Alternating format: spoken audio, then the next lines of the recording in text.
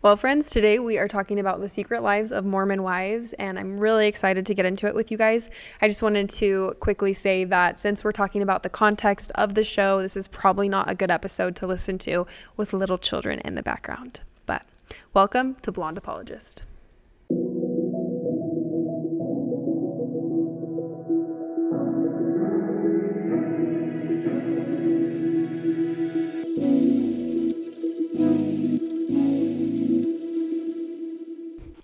Well, I just finished The Secret Lives of Mormon Wives, and we have a lot to discuss, my friends.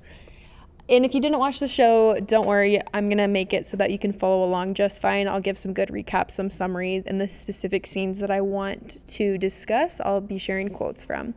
So my overall thoughts of the show were actually pretty positive. It was not nearly as bad as I thought it was going to be. When I first saw the title, The Secret Lives of Mormon Wives, I was like, okay, yikes. What is that? Like, what are they trying to show that we're trying to hide? And then I saw the trailer and I was like, oh my gosh, big yikes. Those claims in the trailer are like, huh? And I was like, this is going to be horrible. This is going to be a big misrepresentation. However, I actually felt like it was a pretty accurate representation. And of course, like, they're not talking about our beliefs. Like, they don't teach what we believe or the beauty of any of that. So it's not a full representation. But as far as the culture of our church, in some ways, I think they did a good job. And of course, there's claims that I don't agree with. And we'll talk about both, like the ones that I agree with and experience and the ones that maybe I didn't. But I think that's one thing that I want to point out is everyone's experience of the church is going to be different. And these are women sharing part of their experience. And some of them, of course, have left the church and haven't been involved in the church for years and even have negative feelings towards the church. So of course, they're going to portray it in a negative light. So take that with a grain of salt. And then the other thing is there's producers involved who are trying to make this as dramatic and as cringe as possible, who definitely made things look worse than they might have been. So those are things that we have to consider. Of course, reality TV is never the full picture and never honest. And I think most people who watch it get that. Like, they know better than to think, okay, this is a full representation of every member of this church, which is why, like, I'm not worried about it. And I kind of came out and said that before the show even came out. I was like, hey, like, no matter what it depicts, it's going to be okay. Like, people know the church by their experience with members. And I know, of course, there's a lot of people who might not know a member in their life, and this might be their only representation. But it's interesting how just a few months ago, the internet was portraying us as Hannah Nealmans, as these farmers who are oppressed, who have to sit and milk our cows and have a million children and stay in the home. And now we have the internet portraying us as these sex crazy, off the walls, do whatever we want, screw our husbands kind of mentality. And so I think most people can think critically and be like, okay, those are two extremes, and most members of the church are probably in the middle. So that's why I'm, at the end of the day, like, I'm not concerned with how this might portray. And honestly, I would be supportive of more seasons. If these girls are trying to get famous and make money, I wish them the best, and I hope it does well for them. And I was fully entertained and would watch future seasons. And I'm not saying that you need to support them and you have to feel that way, but those are just my overall opinions. Another thing that I want to share just here in the beginning is that if these women want to proclaim themselves as Mormons or members of the Church of Jesus Christ of Latter-day Saints, I feel that they have every right to do that. Before the show came out, I saw people being very critical and saying, well, they don't represent my faith. And the reality is they do. They've experienced the church. They grew up in the church, and this is their experience. So they might not represent your experience or your beliefs, but I have no problem with them taking claims in this setting. And I'm also going to say that I'm grateful that the church came out with this statement. And it was more so to say, not that we don't support these women or that we associate with these women, but to say that we don't trust Hulu and media to portray our beliefs accurately. And I'm glad they did that. And I think a big push to do that is because of the swinger scandal, which is kind of what we're getting to be known for because of shows like this and because of Mom Talk. And of course we don't believe that. And most people know that that's not a part of our faith. In the show, there's actually only one girl who was involved with the swinging scandal. Her name is Taylor Frankie Paul. She will claim herself to be a Mormon, but she will also claim that she's not living the standards of the church. And that's why I'm like, I'm okay if that's how you share it. Like, if you're going to just make it clear, I am not living the standards that I've been taught, and I'm not doing what I'm supposed to, yet I'm still a part of this culture. I'm still a part of this belief. And it's interesting because on Sunday, I was getting ready for church, and I was grateful that I was getting to go to church, and just thinking about how some Sundays I need to go because I need to just like let go of the weight that I'm feeling from the week, the heaviness that I have going on in my life, and I need to be like replenished. And church can do that for me sometimes and just give me that eternal perspective. And I'm grateful that every Sunday I kind of have that reset. Like, that's what Sunday is for me. It's that reset to kind of let go of those things. And I had watched a lot of the show before Sunday, and I just felt like I'm glad that I'm going to church to relieve some of this heaviness, not just from the show, but in my life. And I thought, I hope that those girls know that they can do that as well. I hope they know that they are always welcome to come to church, and they need that. They are obviously going through heavy, crappy, horrible stuff. And some of it because of choices that they've made, of course, and some of it because of the people in their lives, but they still can come and they're welcomed, and you can sit next to me in the pew and you can associate with my faith all that you want, because I believe it's for everyone, and I believe it can bless your life in many ways. So let's not do anything that pushes them away. And in this episode, I'm not going to do that. That's not my intention, to just bash on them, because clearly they're going through it and they have enough issues of their own. But there are some fascinating claims made that we need to discuss and go over, and some things that I saw that I'm really curious what your guys' thoughts are, your experiences have been. Okay, so we are just going to go in the order of the episodes and talk about some specific scenes from each of the episodes. The first episode in the intro is honestly the worst part of the entire season. It is essentially the trailer, just a longer version of the trailer, and we have these women making wild claims about our beliefs and our church. And my jaw was on the floor. Like, I'm like, oh, okay, this is what I expect it to be. And honestly, after watching the whole season, I kind of think that this whole Mormon focus was a last minute change of plans. I think that this was going to be about mom talk. And of course, they were going to talk about scandals, and they're going to talk about like all this drama. And the church obviously plays a role in these scandals, but I don't think it was going to be called The Secret Lives of Mormon Wives. I think it was going to be called something about mom talk, because they say the term mom talk literally every 5 minutes. And in every interview, they're bringing it up. And I think that it just probably, when they did focus groups, they found that using the term Mormon and Secret Lives like just did a lot better than whatever the other name was going to be. And so they throw all of this info at you at the very beginning of like, oh, this is how we're supposed to be. This is what we're taught. And just because they're trying to make the point that this is a show about breaking away from the Mormon tradition. But all of the claims are so outlandish that it's like, are you kidding me? Like, for example, one of the girls says that we're expected to have children at 21 years old, by the time you're 21.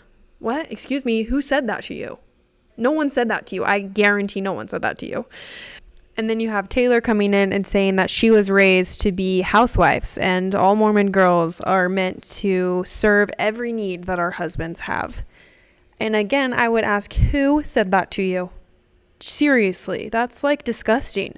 I know I literally just said that they're sharing their experience, but I think that these sound bites were pushed by Hulu to be the hook, to get people into the show and to be like, ooh, what are we about to get in this season? And they did a good job. But we don't believe those things. No one told you to have kids by the time you're 21. And the purpose of being a woman is not to meet every need of your husband. So that's disgusting. So I just wanted to make that clear. And then moving forward, there is a theme throughout this whole show, as if these women are breaking the gender roles within the Mormon community, and they are making great strides in behalf of women. It's great to break traditional gender roles, but I don't think that these women need to do it in behalf of every woman in the church. And I don't think that they represent. I think that the women I know in my life who are in the church have no problem breaking the traditional norms that come from previous generations and is a cultural influence from society, not necessarily our church. And that's personally what I think it comes from. But yeah, they really think that they're making crazy strides in breaking the gender roles in our church. And it's like, excuse me, do you know that most of the women leaders currently had very successful careers? Like, this isn't new. And I hate that they make it seem as if it is, because then it makes it look like, for my friends who might watch the show, think, oh, like, is Lauren breaking gender roles? And it's like, no, like, I've always felt that I had the right and the opportunity to do what I wanted to with my job and with my work home life balance. And I know people struggle with that. And I know that there are prophets making claims that women should be in the home. And I can also pull up quotes of prophets saying women can work and women need to get an education. And to me, the overall theme that I've seen as I've studied this topic with previous prophets as well is that agency is always involved. Never ever is a prophet's claim to take away one agency. And if you feel that it is right for you to go to work and to be the breadwinner in your family as a woman, I know that Heavenly Father supports that choice, if that's where that inspiration is coming from. And I know that from my own experience. So if you are sitting here thinking, I don't know, I kind of feel this pressure that I have to stay in the home and that I have to be with my kids, but you have a desire to be elsewhere, my invitation to you would be get on your knees and talk to Heavenly Father about that. And I talked about this on a previous episode, but maybe I'll share the story again of when I had my son. I was working before having him, and I had the desire to go back to work after having him. And I thought, uh-oh, is this a problem? And where does that come from? Our culture. So yeah, I'm not pretending that it's not there at all. Of course, there's that pressure and that culture. And I remember getting on my knees and being like, I want to go to work. Is this the right choice? Help me know what to do. And literally the next day I had this job offer that I didn't even apply for. I had this thing really just fall into my lap. And the Spirit, when I went and prayed later that night, was reassuring to me that Heavenly Father had guided that to me, because it was an answer to my prayers to just show me that He supported my desire to go back to work. And it's because of that experience that I am so confident that God does not expect women to stay in the home if that's not what they want to do. But that confidence only becomes from that experience. So again, if you feel that pressure and if you're not sure where your Heavenly Father stands, get on your knees and talk to Him about it. So yeah, I kind of hated that is the way that the show started. But again, I thought that was honestly the worst part, and they're kind of outlandish claims. Okay, getting into some of the good stuff. The girls sit down in the second episode and have a conversation around sex. And there's a few girls in the group who claim to be active members. And so I'm going to point those out when I tell their stories. But Whitney Leva is one of them. And this is her experience that she shares. So Whitney is offered a brand deal to promote a vibrator on her social media. All she has to do is post a picture of herself with the vibrator and she'll get paid $20,000. Let me be so clear that if that was offered to me, I would be picking that up really fast. But the girls have this whole conversation about how sex is very taboo. And I think it's Demi says that we need to normalize conversations like this in the church. And that was one of the claims where I'm like, absolutely. I 100% agree that this is a taboo conversation, that it affects people's sex life and people might not have good sex lives. And to verify that, Layla, one of the girls in the show who no longer is a member of the church but just recently got divorced, she shares that she has never orgasmed in her life and she was married for 2+ years. Are you kidding me? Like, oh my gosh. And I genuinely believe Layla didn't understand her body or know how it works because she probably wasn't taught it and didn't know how to get there. So let me share some good news. Next week's podcast episode is all about sex. And I sat down with a sex educator and therapist, and we are talking about how to have incredible sex lives and how to teach our children about it as well. Because I believe this shouldn't be taboo, because it plays such a pivotal part in our lives and especially in connection with our marriages. So that conversation is so fascinating to me, and I want you all to know that if I pop up on my feed of a picture of me with a vibrator, just know that I'm getting my money's worth, because $20,000 is crazy to me to just have to post a picture, and I would do it. And I would also say that you can use vibrators in your sex life like that. The church has not come out and said that that is a no-no, and they're kind of hinting towards that. Wendy goes on to have a conversation with her mom, and she's like, I'm not so sure that like you should post this because like, do we support that? And if you and your spouse are having a better experience because you're using that vibrator, by all means, go for it. So stay tuned. Next week will be a good one. Okay, another interesting thing that they bring up in the second episode is that the girls go to get Botox, and they talk about how in our faith we have the word of wisdom and we don't smoke, we don't get high, but these girls come to get Botox and they get laughing gas so that they can get high while getting Botox. And this is honestly the first time I have ever heard of that. I got filler one time and they didn't offer me laughing gas. It like wasn't an option. And it's just funny to me because they make it seem like it's so normal here in Utah. And like, I asked some of my friends, I'm like, did you get laughing gas when you got Botox? And they were like, no. So that's actually new to me. But then also Macy goes on to say that like we in the church, we believe, and Macy, sorry, I haven't really introduced her. Macy is an active member as well. She says that she is. And she shares that we talk about our bodies being a temple and we have the word of wisdom because we're trying to keep our bodies healthy, yet the church has no issue with Botox, fillers, and plastic surgery. And of course we know like there's a lot of that going on here in Utah. People like to point that to the church being the issue, where I think it's more because there's a lot of money here in Utah. So go to anywhere where there's saturated heavy amounts of money in America and you'll find plastic surgery companies booming. But I will share a little bit about my thoughts on this idea. And maybe one day I'll do a whole podcast episode dedicated to this because I do think it's kind of fascinating to discuss. And this is just my opinion, so take it or leave it. I don't care. But in my opinion, our bodies are a temple and we should treat them as temples. And to do plastic surgery, to do Botox to enhance beauty, I feel like in some ways is a positive, but it needs to be done in moderation and to avoid extremes. Like it kind of goes back to the conversation we had on modesty. And that's kind of my opinion on this. Like it's the same thing with multiple piercings or with tattoos. We know that those are no longer outlined in the For Strength of Youth, and I think it's okay if people want to go and do those things. There's some cultures where it's a huge part of their culture, and then there's other people who want to do it in remembrance of something very important, and I think those things can be done in moderation and can be beautiful. I just think when we do these things, any of them, we should avoid extremes. So yeah, I don't think it's necessarily wrong, but the going to get it done so that you can get high is so strange to me, and not anything that I've experienced with my limited experience in it.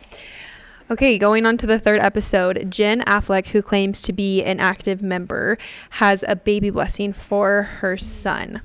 And this is so interesting. So she just throws it out there and lets everyone know, hey, we're going to do this baby blessing.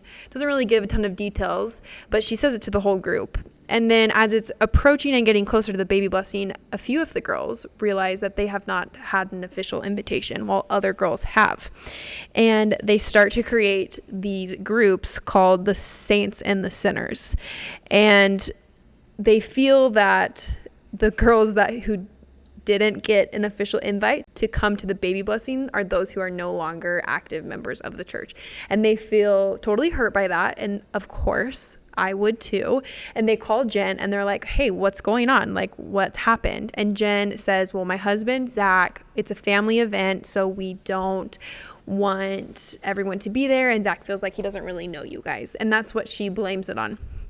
And this is so weird, honestly. I think that if it is a family event and you want it to be special, maybe don't invite any of the girls. I think it's so bizarre to think it's okay to invite some of the girls in Mom Talk, but not all of them. And then it looks so much worse that you're only uninviting the girls that don't go to church regularly. And it's sad too, because in my opinion, inviting them to a baby blessing is a great opportunity for them to feel the Spirit. So like, why would you not? Like that's a perfect excuse to get them to be in a good setting where they could potentially feel the Spirit. But to make things worse, after the baby blessing, Jen is talking to Michaela and Macy, and she says, I know it was weird that I didn't invite everyone, but I'm grateful I didn't because everything wouldn't have been as sacred or special. And that's messed up to me. And it almost affirms that you didn't invite them because you thought they would taint the sacredness of the event.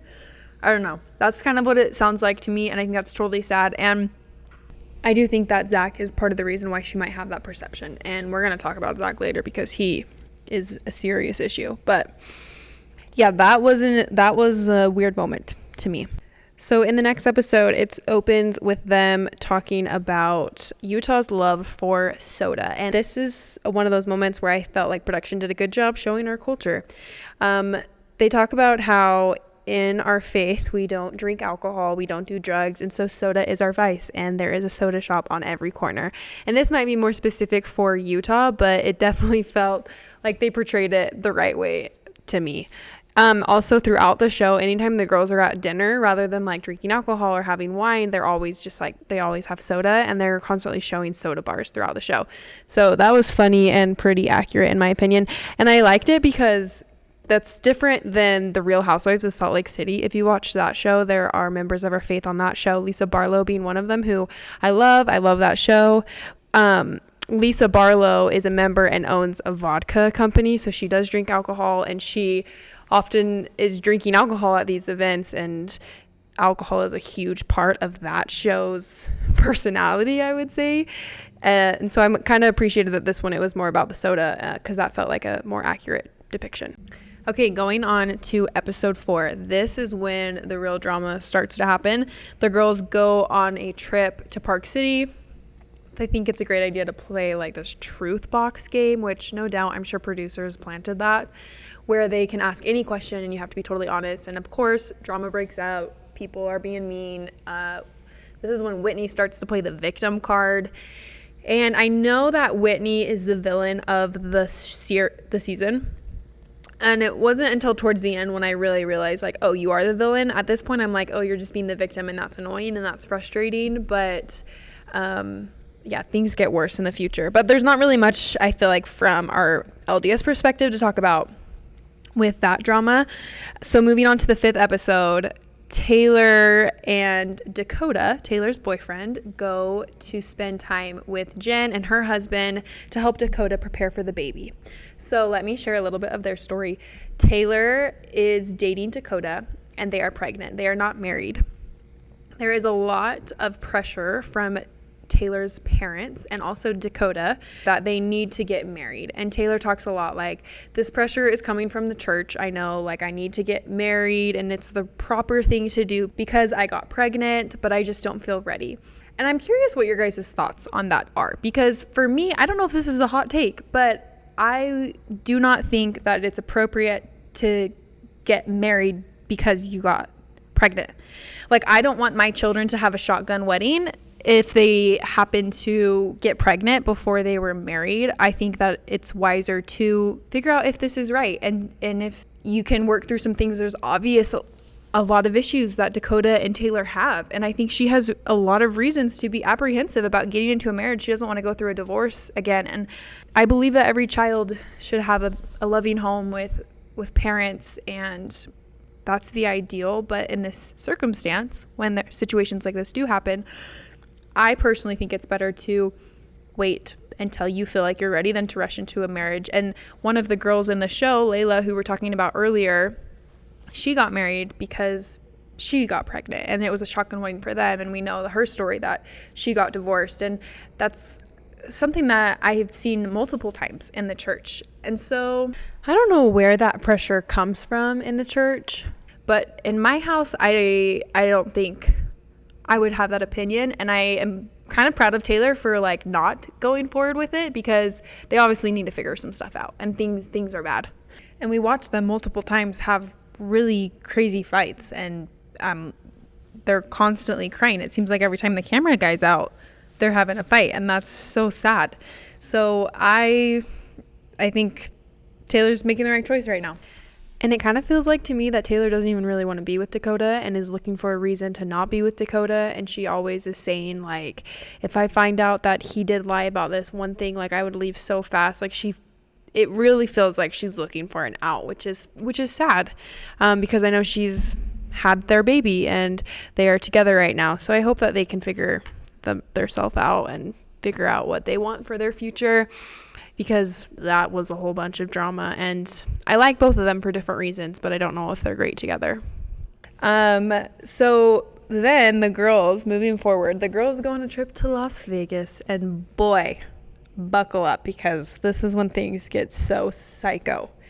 Before the girls leave for Las Vegas, we find out that Dakota is going with them because Taylor's 37 weeks pregnant, so he wants to be there in case she goes into labor, which makes total sense to me. And some of the girls try to portray it as if he is being very controlling and that's why he's coming, but it makes sense to me that he would go if she's 37 weeks pregnant. However, then we have Zach, who is Jen's husband. They are active members. He's coming with Dakota as well, so that there's two husbands there. And I do think that Zach has a little bit more of a controlling personality and might be some of the reasons why he's going down to Vegas.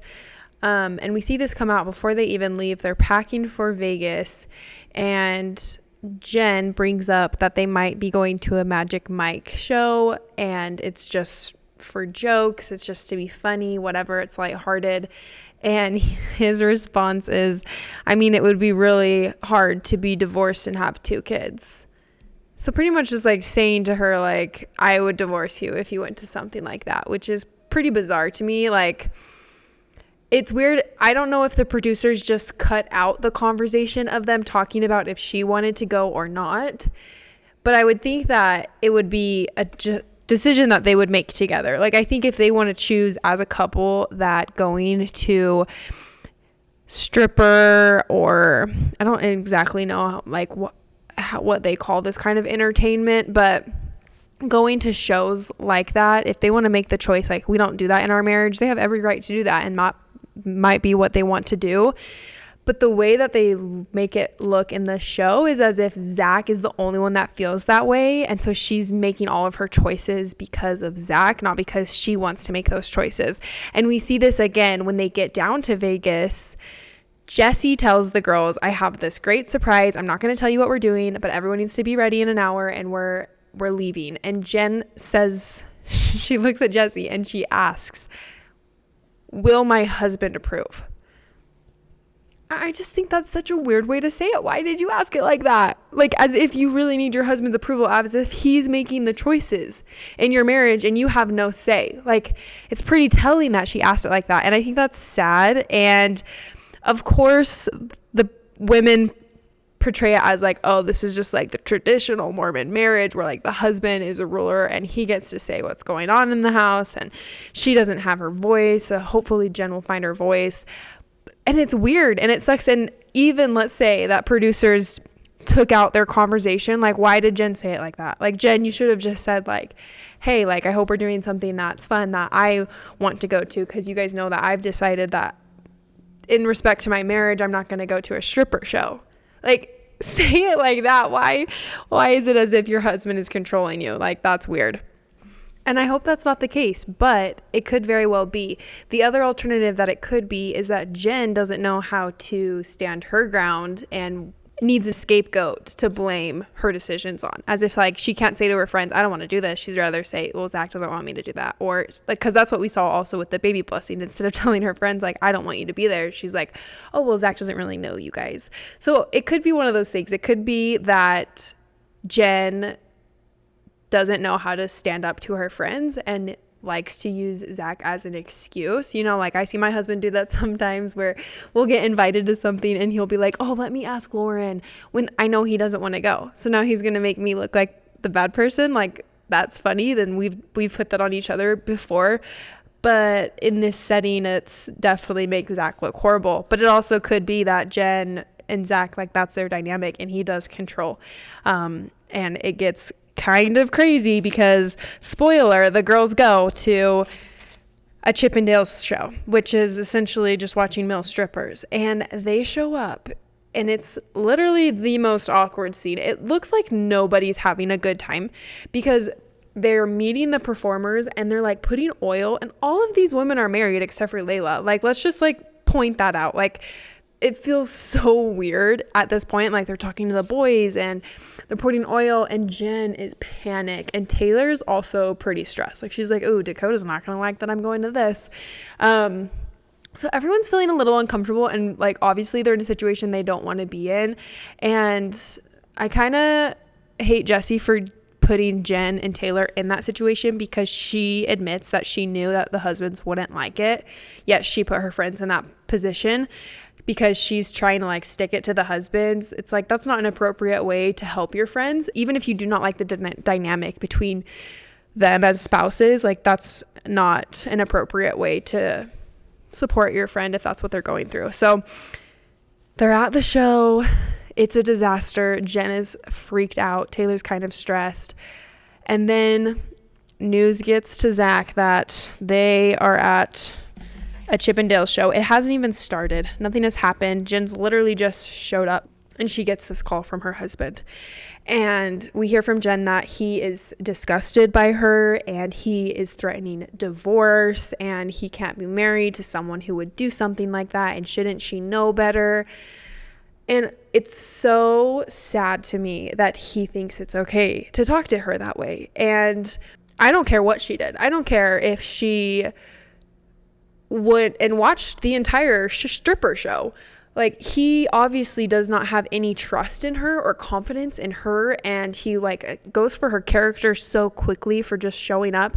And Jen ends up leaving. Like, she doesn't even watch the show, yet he continues to tell her how disgusted he is. And I just think that's so messed up and so wrong. And it's really sad, and it was sad to watch. And while it's going on, we go back to Whitney, who's not even in Vegas. Okay, this is the villain of the show. She didn't go to Vegas because she wanted separation from the girls. We go to their house, and her husband Connor is relaying all this information to Whitney of like what happened to Jen and Zach, and like what Zach said and how like horrible it was. And Whitney's response is literally, she goes, I don't care. It's not my marriage. I don't care. I don't want to hear about it. And that was the moment she became the villain to me, because I am a stranger to Jen. I do not know her at all. Yeah, I care that her husband is treating her this way. So this is when Whitney like really became the villain for me. And this is just, it's so interesting. So of course, all of the women see this interaction between Jen and Zach.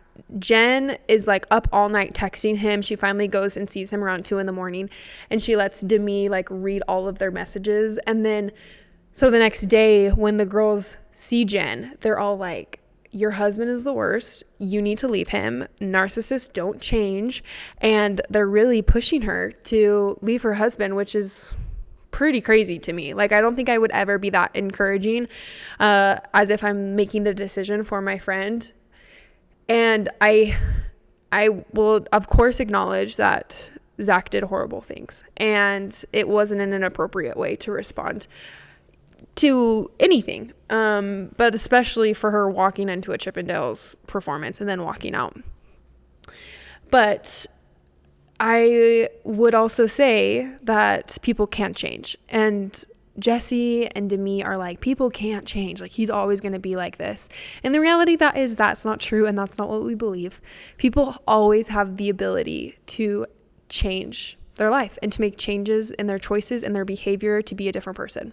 And if Zach wants to do that, great. And we are seeing such a small snippet of their marriage. If Jen wants to stay with him, that is Jen's choice to make, and like we can't make it for her or be critical of the choice she makes, because we're seeing such a small part of it. So I think that's so important to remember, and remembering that this is a whole production, that they wanted it to be portrayed this way. So I'm not saying that this is all fake. I think he obviously said things that he shouldn't, and he acted in a way that's inappropriate, but I just hope Jen is getting the support that she needs. And I hope that he can be better, because it's so obvious that she loves him. It's obvious that they have a beautiful family, and I would love to see them work it out.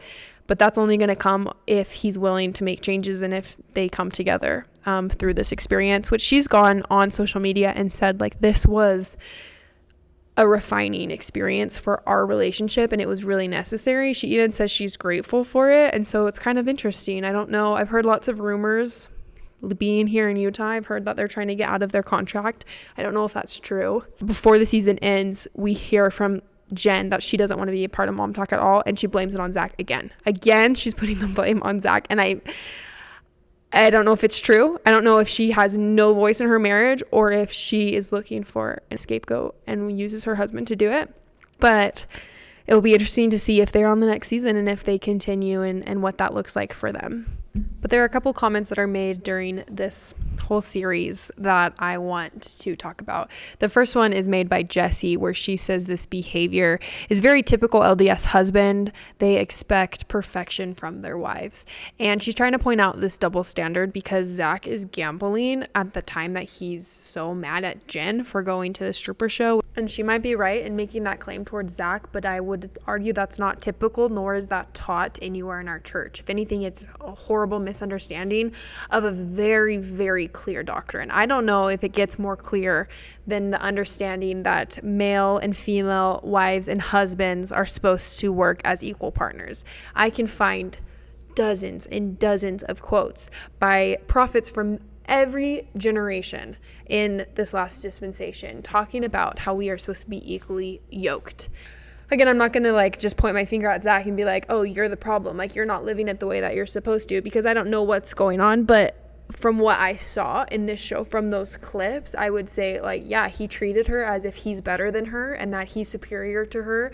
And that is not what we believe in the church. Let's just make that so clear.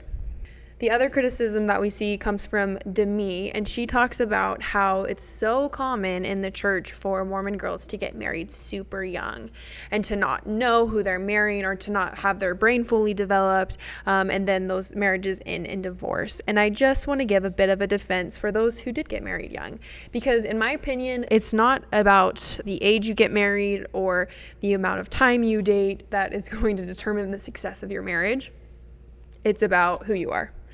And if you want to keep your covenants, and if the wife and the husband are willing to keep their covenants and align their life with Jesus Christ, you're going to have a successful marriage.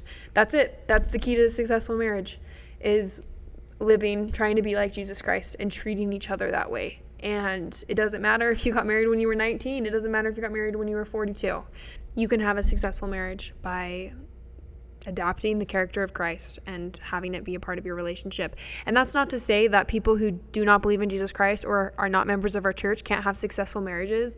When I'm saying aligning and trying to be like Jesus Christ, I'm saying, what does Jesus Christ embody? He embodies sacrifice. He embodies peace, love, selflessness, service. Anyone outside of even believing in Christ can have those characteristics and have them be a part of your marriage. One of the biggest one being forgiveness.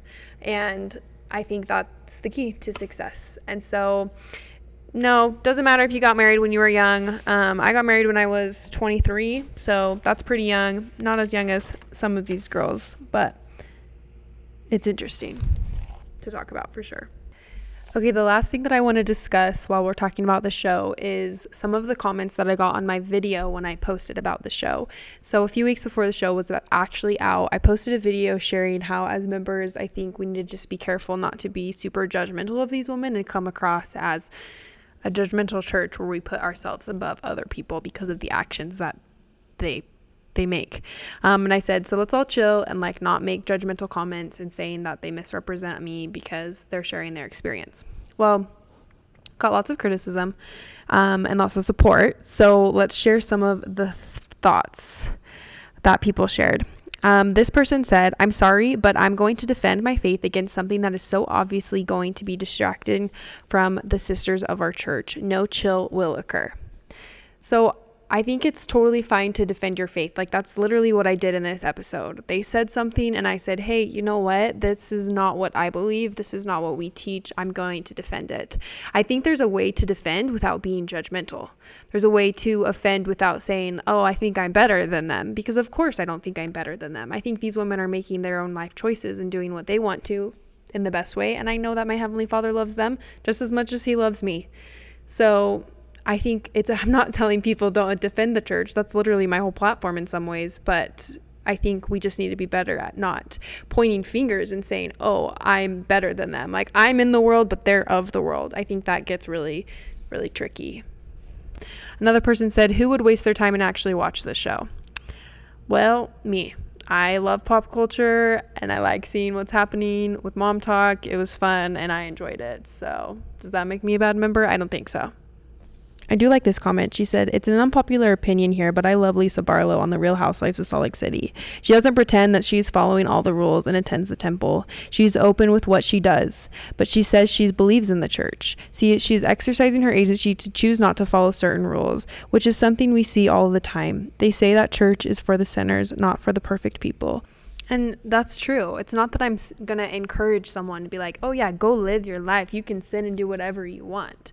But I'm also not going to be like, oh, you can't participate here or be associated with my church because of the things that you are doing.